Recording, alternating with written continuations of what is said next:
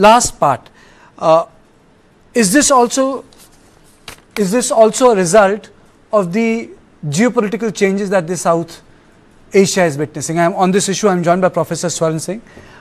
Sir, do you think that the changes that we are witnessing, the one we witness in Afghanistan, the sort of things that are happening in Bangladesh, is because geopolitically Pakistan is started to behave differently under Asim Munir?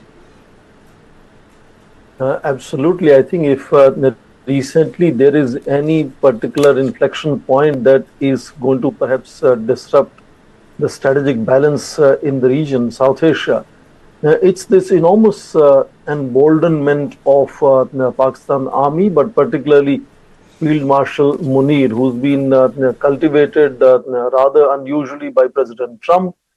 And he has also achieved 27th Amendment at home.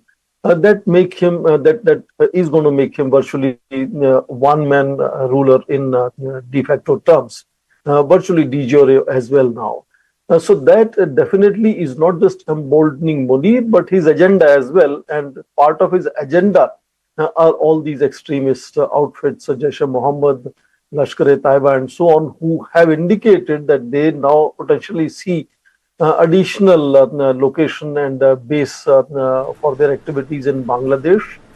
And the longer the chaos continues in Bangladesh, that is a fertile ground for radicalization. So I understand that Ambassador Sikri mentioning that there is no real worry for India's security. But disruption and chaos is something that will distract India and disengage India from its own path of the Viksit Bharat by 2047. So yes, India can withstand these challenges in terms of security, but can India afford that kind of distraction and chaos in the neighborhood, particularly perpetrated by Pakistan, that has been seeking an opportunity almost since 1971? So in that sense, if you notice the kind of build-up of military cooperation just last 4 weeks, the exchange of visits between two sides. Now, of course, you have PNS Saif anchored in Bangladesh. The Chief of Naval Staff is there. Before that, in August, the Chairman of Chief of Defence Staff Committee had visited, resulting in 5 or 6 agreements for defence cooperation, exchanges, training, and so on. So Pakistan is going full throttle ahead in building defence cooperation with the chief advisor. This is to be noted. Pakistan propped up Taliban, but there were no treaties in place. But in Bangladesh, there is one treaty after another treaty, a systematic state-level negotiation and engagement that is taking place.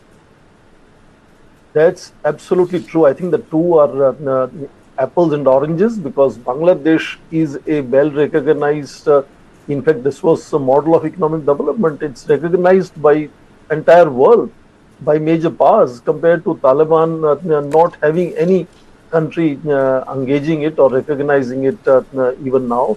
So those are very different in that sense. And if Pakistan is able to cultivate Yunus, and we might see these chaos derailing possibility of election schedule, that will give General Munir even more leeway to sort of show his prowess as a really. Do you think that Bangladesh has become real a national security issue for us, sir?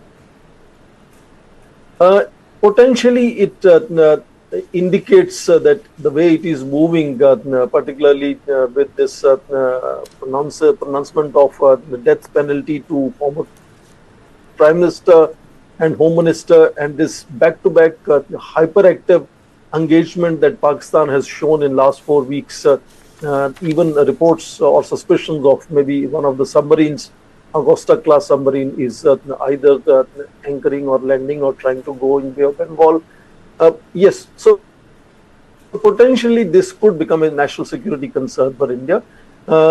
Hopefully, if these current chaos come under control and more stability appears to be, and elections appear to be happening on time, my hope always is in popular elections, popular mandate, a government coming in place, instead of an interim government that was meant to simply ensure law and order and hold elections, has continued to be try to redefine the history of Bangladesh, to redefine relations with Pakistan and China. that is disruptive, and that mandate was not given to the chief advisor. I think he has overstayed his welcome, but there are people in the institutions that are allowing Yunus to overstay his welcome, because he is serving an agenda, a big agenda, whose contours are visible, but not in its entirety. Thank you, Prof.